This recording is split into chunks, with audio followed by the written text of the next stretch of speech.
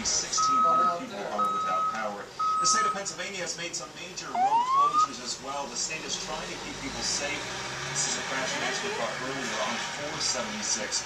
Right now, Interstate 76 and 676 are closed in Philadelphia. The state has also shut down 476, 83, 78, 176, and parts of 81. Of course, we'll be speaking live with PennDOT in just a few moments to get you. Yeah, he won't be able to probably go home if he's not. Indeed, in the meantime, How's he going to get there? Again, we're trying to cover as The roads are many shut. areas as we possibly can. I think that's what you consider a whiteout out here. Snow blowing there this afternoon, we're told. The snow is really blowing around, creating near whiteout